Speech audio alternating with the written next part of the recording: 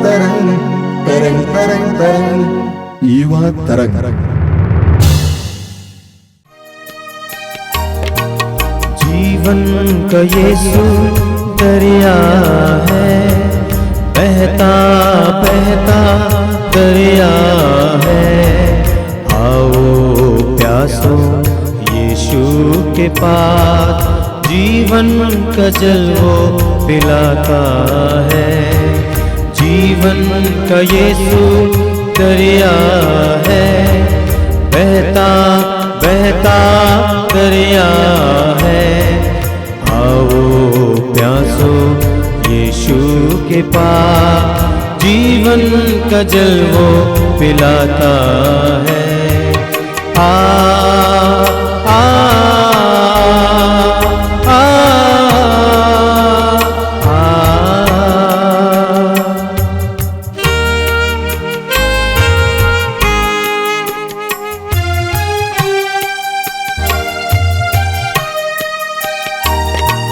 राही तू क्यों बेचैन है, वीरानों में भटकता है। राही तू क्यों बेचैन है, वीरानों में भटकता है। यीशु के पास आ प्यास बुझा, जीवन का जल वो पिलाता है। जीवन का यीशु दरिया है, बहता बहता दरिया है।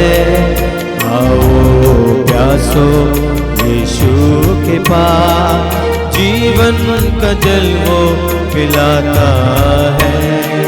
जीवन तुम्हारा अनमोल है, सभी रत्नों से अनमोल है। जीवन तुम्हारा अनमोल है, सभी रत्नों से अनमोल है। हाथ बड़ा उसे थाम ले, हाथ बड़ा उसे थाम ले। जीवन का जल वो पिलाता है। जीवन का यीशु दरिया है, बहता बहता दरिया है। आओ प्यासो यीशु के पास, जीवन का जल वो पिलाता है। आ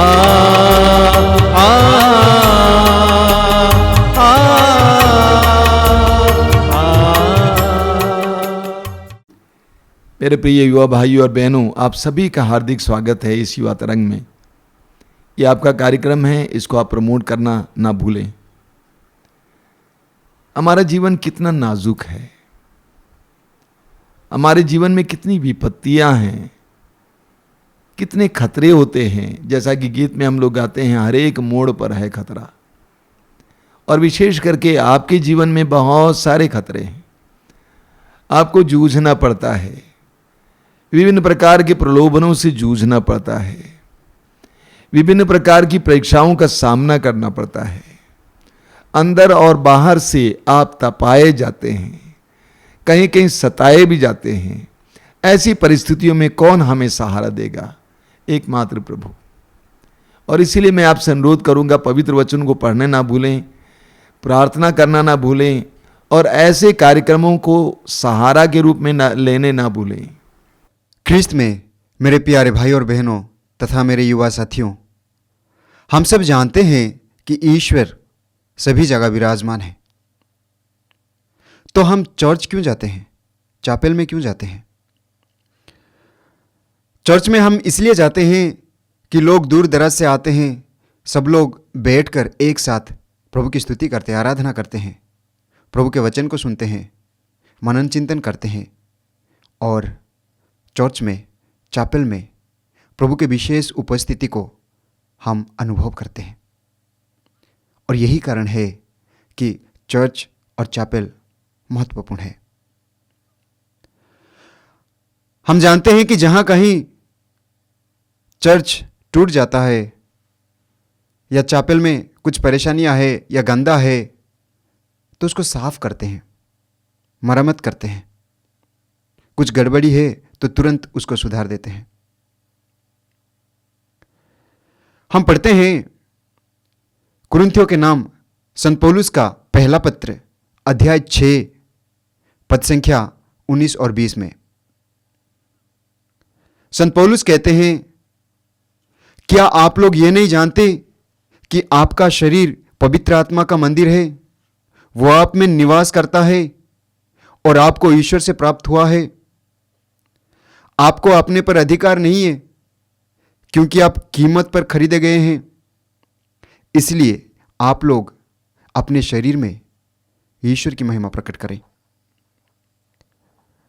हमारा शरीर पवित्र आत्मा का मंदिर है, यानी ईश्वर का मंदिर है, जिस तरह चैपल और चर्च। जब चैपल और चर्च गंदा हो जाता है हम उसको साफ करते हैं, जब बिगड़ जाता है उसका हम मरम्मत करते हैं। तो उसी तरह क्या हम इस शरीर रूपी मंदिर का देखभाल करते हैं? क्या हम इस शरीर रूपी मंदिर को प्रभु के लिए तैयार रखते हैं? हमारा इस शरीर रूपी मंदिर में प्रभु निवास करता है, पवित्र आत्मा निवास करता है, तो क्या हम पवित्र आत्मा के यानी ईश्वर के लायक बनाते हैं? सवाल है।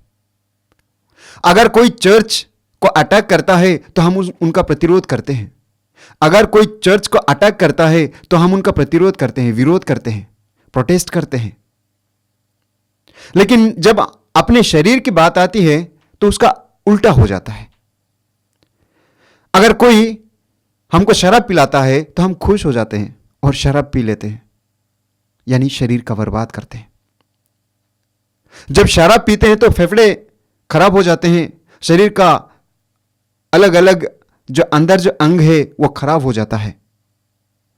यानी जानबूझ के हम इस शरीर रूपी मंदिर को चोट पहुंचाते हैं, खराब कर देते हैं।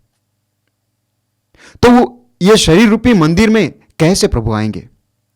हम जानते हैं कि हमारा शरीर जो है प्रभु का मंदिर है, तो हम पाप करेंगे, सांसारिक मोहमाया में भटकेंगे, शारीरिक वासनाओं के पीछे पड़ेंगे, विभिन्न प्रकार का नशे का सेवन करेंगे, अपने मनमर्जी जीने की कोशिश करेंगे, शैतान के प्रलोभनों में फंस जाएंगे, शैतान को अपने जीवन में कार्य करने के लिए निमंत्रण कर देंगे, शैतान को अपने जीवन में कार्य करने के लिए मौका देंगे। तो हमारा शरीर कैसे प्रभु का मंदिर कहलाएगा?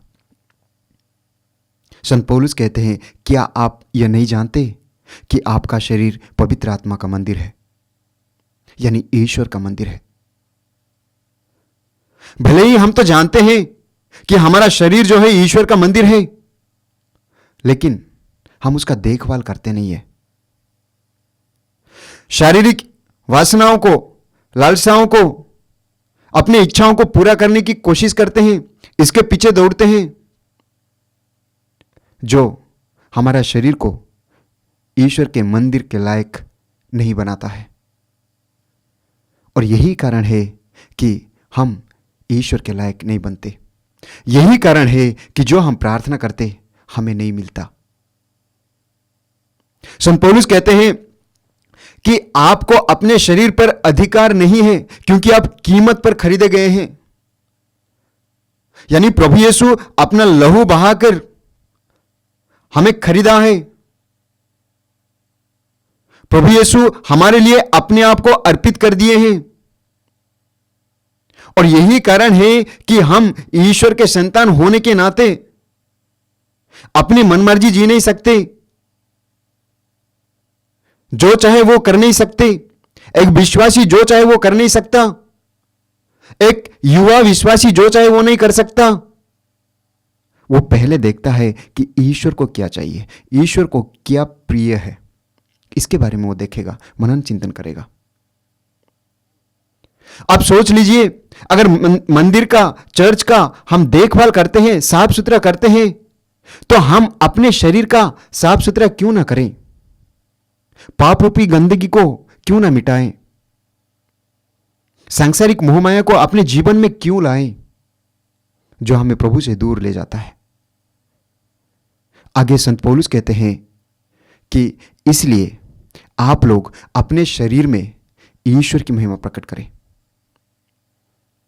यानी हमारा शरीर जो है सांसारिक वासनाओं के पीछे दौड़ने के लिए नहीं है, बल्कि ईश्वर की महिमा को प्रकट करने के लिए, ईश्वर की इच्छा के अनुसार जीवन बिताने के लिए, अपने शरीर के द्वारा दूसरों को ईश्वर तक ले आने के लिए। और यही कारण है कि हमें पवित्रता में बढ़ना है। यही कारण है कि पवित्रता में बढ़ना है। हम पढ़ते हैं लेवी का ग्रंथ अध्याय 19 पद संख्या 2 में प्रभु कहता है, पवित्र बनो क्योंकि मैं प्रभु तुम्हारा ईश्वर पवित्र हूं।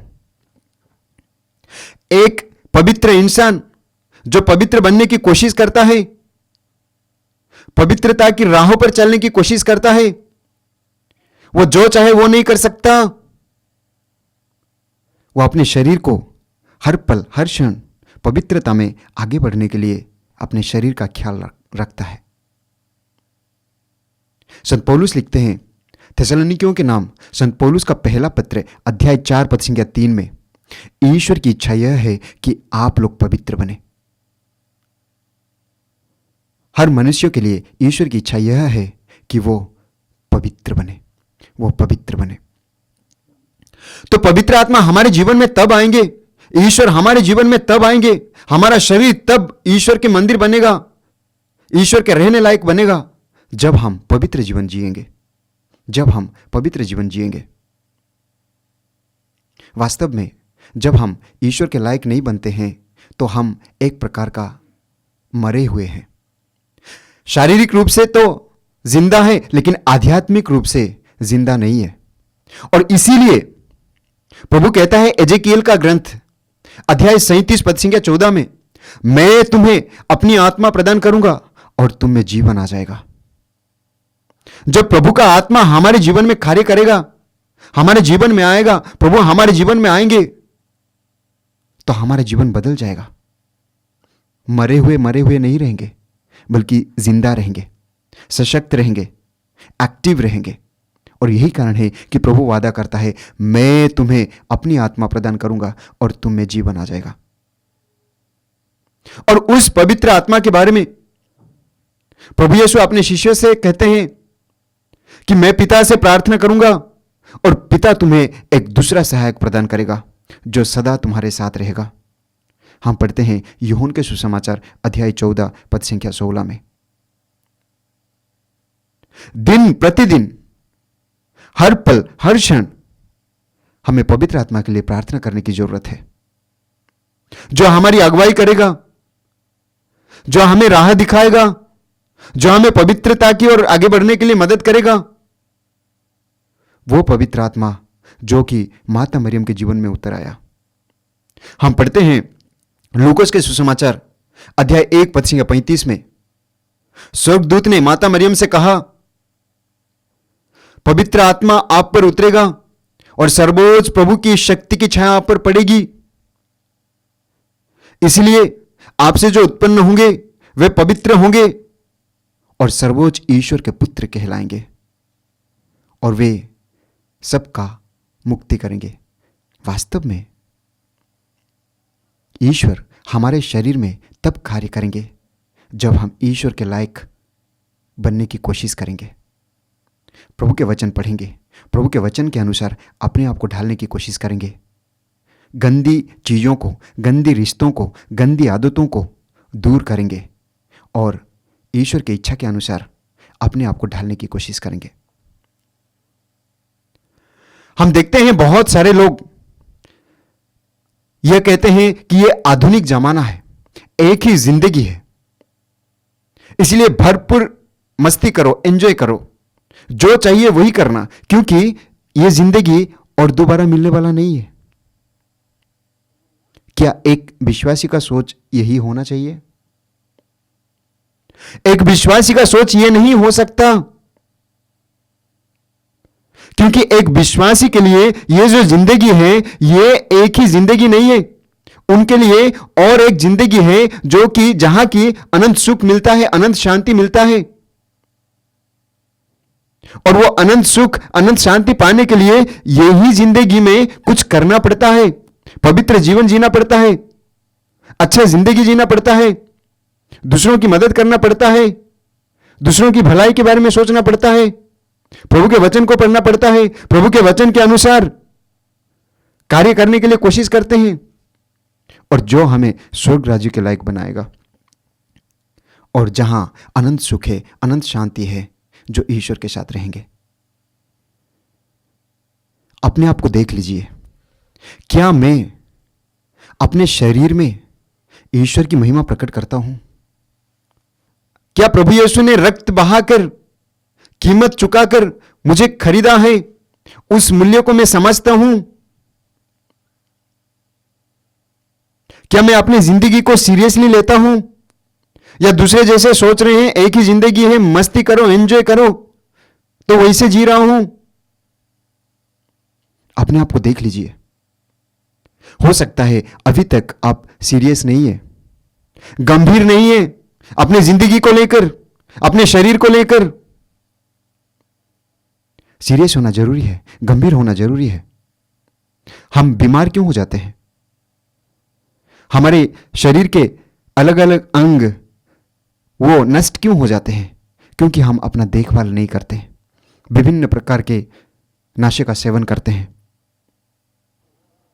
अपने शरीर को सही तरीके से ट्रेनिंग नहीं देते हैं, एक्सरसाइज नहीं करते हैं, जो कि बहुत जरूरी है। आइए हम अपने आप को देखें कि मेरा जिंदगी कैसा है, मैं कैसे जिंदगी जी रहा हूं। अगर मेरा शरीर प्रभु के लायक नहीं है तो यह एक मौका है, यह एक समय है अपने आप को सुधारने का। देख लीजिए कि आपके शरीर का आप सही इस्तेमाल करते या गलत इस्तेमाल करते हैं। अगर आप गलत इस्तेमाल कर रहे हैं तो आज प्रभु आपसे कह रहे हैं, मेरा बेटा अपने जीवन को सुधार ले। प्रभु आपसे कह रहे हैं, मेरी बेटी, जो हो गया हो गया, जो हो गया हो गया, अभी पूर्ण विराम देना, अपनी जिंदगी को चेंज करना, परिवर्तन करना, एक नया जिंदगी का शुरुआत करना।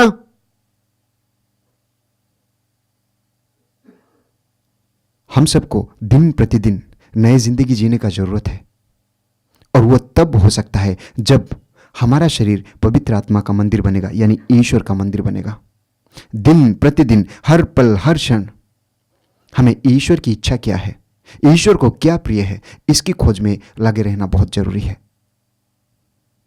हम पढ़ते हैं कुरिन्थियों के नाम संत पौलुस का दूसरा पत्र, अध्याय 3 पद संख्या 17 में संत पौलुस कहते हैं, क्योंकि प्रभु तो आत्मा है, और जहां प्रभु का आत्मा है वहां स्वतंत्रता है।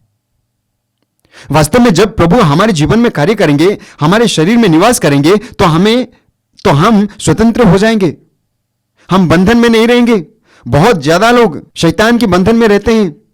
यहां आश्रम में भी आते हैं बहुत सारे लोग, शैतान के बंधन में पड़े हुए हैं, निकल नहीं पाते, चीखते हैं, चिल्लाते हैं, गिरते हैं, दौड़ते हैं, मुंह नहीं खोलते, पागल जैसा व्यवहार करते हैं। क्यों? क्योंकि उन्हें शैतान अपने वश में कर लिया।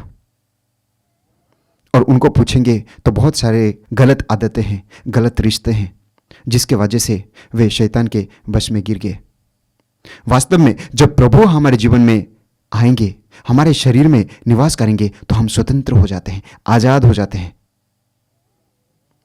किसी के वश में नहीं रहते, शैतान के वश में नहीं रहते, लेकिन एक खुशी का जिंदगी जीते हैं, एक सेटिस्फैक्शन का जिंदगी जीते हैं, जो हमें दिन प्रतिदिन हमारी खुशी को बढ़ा देता है, और हम प्रभु के लायक बन जाते हैं। और लोग यह देख के कहते हैं, कितना अच्छा जिंदगी जी रहा है, कितना अच्छा इंसान है।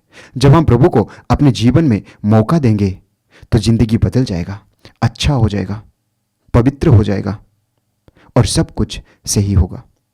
आइए हम आज एक दृढ़ संकल्प ले, एक निर्णय ले कि मैं अपने जीवन को बदल डालूंगा, अपने शरीर को ईश्वर के मंदिर के रूप में आज से तैयार करूंगा, क्योंकि वास्तव में यह ईश्वर का मंदिर है, जब हम यह जान जाएंगे, इसको गंभीर से लेंगे, तो अपना जीवन बदल जाएगा। आइए हम प्रभु को धन्यवाद दें अपने इस शरीर के लिए जो प्रभु ने हमें दिया है, और इस शरीर के लिए प्रभु को धन्यवाद दें क्योंकि इस शरीर में प्रभु निवास करता है और जो हमें प्रभु के साथ एक हो जाने के लिए हमारी मदद करता है। आइए हम अपने शरीर और जिंदगी के लिए प्रभु को धन्यवाद देते हुए प्रभु से प्रार्थना करें कि प्रभु हमें दिन प्रतिदिन पवित्रता में आगे बढ़ने के लिए,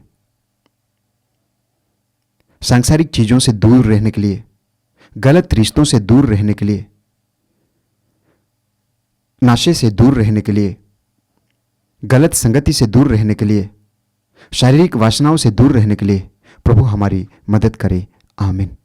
आइए हम प्रार्थना करें। अपनी आंखें बंद रखिए, अपने हृदय और मन को प्रभु की ओर उठाइए। प्रार्थना में प्रभु की ओर अपने हृदय और मन को उठाइए। जिस तरह स्तोत्रगार कहता है, मैं अपनी आंखें पर्वतों की ओर उठाता हूँ, क्या वहाँ से मुझे सहायता मिलेगी? जिसने स्वर्ग और पृथ्वी को बनाया है वही मेरी सहायता करेगा। ये सच्चाई है। ये दयालु प्रभु, इस समय के लिए धन्यवाद देता हूँ। मेरे इन छोटे भाई बहनों के लिए धन्यवाद देता हूँ। इस कार्यक्रम में शामिल एक एक भाई बहन के लिए धन्यवाद देता हूँ। एक एक को तेरे हाथ में समर्पित करता हूँ।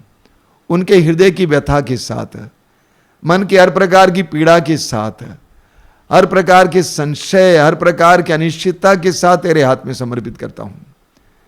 प्रभु, हर प्रकार की परीक्षाओं से उनको गुजरना पड़ता है, उन पर दया करना, उनको सहारा देना।